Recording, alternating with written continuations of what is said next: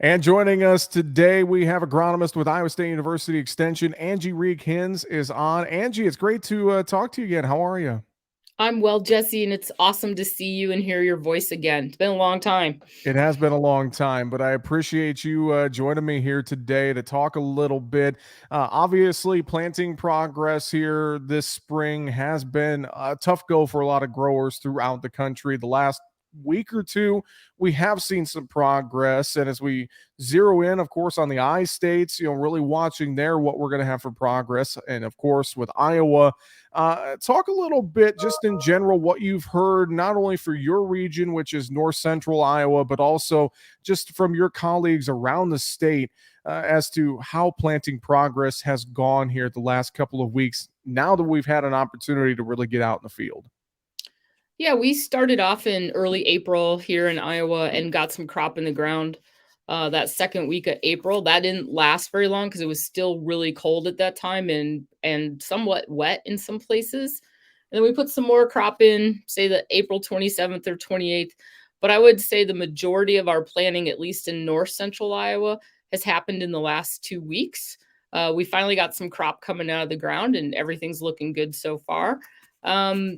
Generally speaking, across Iowa, we made some huge progress this last week. If you look at the planting progress updates that come out on Monday, we were something like 53% of the corn planted or 57% of the corn planted, about 34% of the beans. That would have taken a significant jump this week. We had some decent days to get some planting done. And because I travel from central Iowa to north central Iowa, even on my drive to Clarion today, which is in Wright County, I'm hard pressed to find fields that are not planted. There's might be 3 or 4 in that hour-long drive. Even then, they look like no-till fields, so it's always hard to tell if they've been planted. Now, you get outside my area, right? Northeast Iowa's been a little cooler and a little wetter. South central Iowa has been a little on the wetter side, but they've been able to get back in the field this last week. Northwest Iowa's probably put a cap on planting. They've been dry. They've been a little cooler than the rest of the state, but they've been a lot drier. So a lot of that planting is already completed in the northwest quarter of the state. So it's pretty spotty.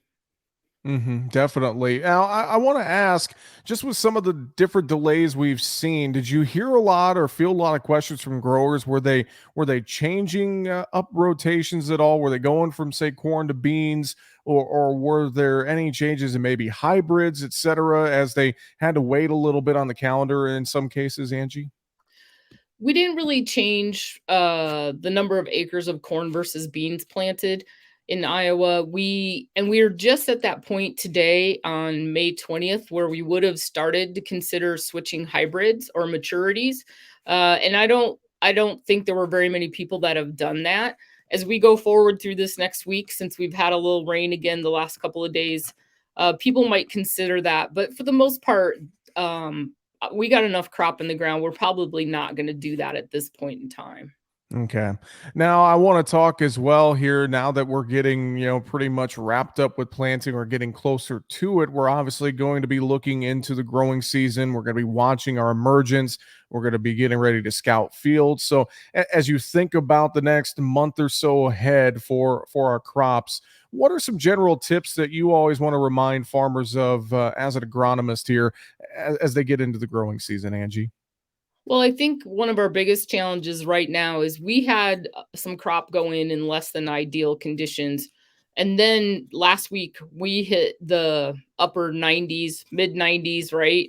We kind of baked that soil. So we got a lot of soil crusting on. So that is probably something to keep an eye on in terms of emergence so we don't get stuff leafing out underground. You got to really think about what you're going to do to manage that, right? We don't have a lot of rotary hose around anymore, but that crusting issue has been an issue, so that may impact emergence and plant stands. We have a black cutworm cutting advisory out in Iowa that started a couple of days ago in southwest Iowa and will continue through mid part of next week for north central Iowa. We've had some significant cutworm moth flights in Iowa. In fact, this morning I had over 14 black cutworms in a trap I checked, so another significant flight there. So we're advising people to get out and scout because this corn was delayed a little bit in planting.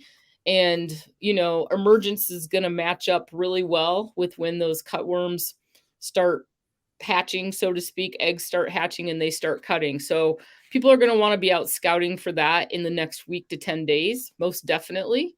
And then some other things we want to think about is we've had some challenges in some places where people made a decision maybe to plant first and not put on those pre-emerge herbicides. So if that crop is not out of the ground, we're advising people if they can get out there and spray or at least look at that herbicide label as to potential injury, because we did have some acres go in that were not covered, so to speak. And I think now that we've hit some warmer temperatures and some rain, we're going to have a lot of weed emergence in those fields. So it's time to get on those before that crop comes out of the ground and we cause any crop injury. And you led me right to what I was going to ask again was about some of those pre-emerge herbicides or post-emergence, even in some cases, whatever farmers may be looking at. I know obviously there's a lot of concern just about supply issues and cost, etc. But your point brings it back to the point of these are some things that farmers really need to take a look at and maybe not cut corners with their crop, Angie. Yeah, last year we had an early planting season.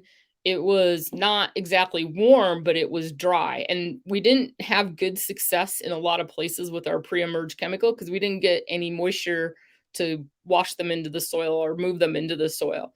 This spring, I feel like we've had the moisture that will help make those products work better.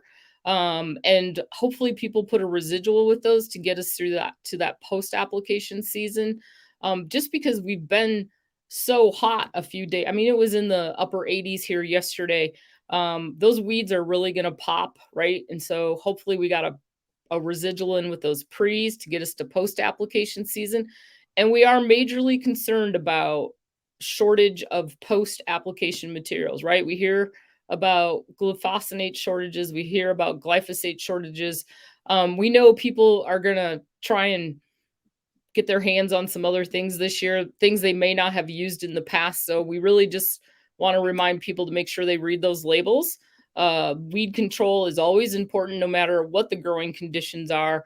And we want to make sure we protect that crop. So timing on our post-emerge herbicides is going to be critical this year, especially in those drier parts of Iowa that didn't maybe get a lot of rain to soak those pre-emerge herbicides in. So it kind of depends on where you are. It's really spotty, but good quality weed control, no matter what that is, whether that's a herbicide, whether that's doing some kind of tillage, if you're using cover crop for weed control, everything's got to be top notch again this year to make sure it works.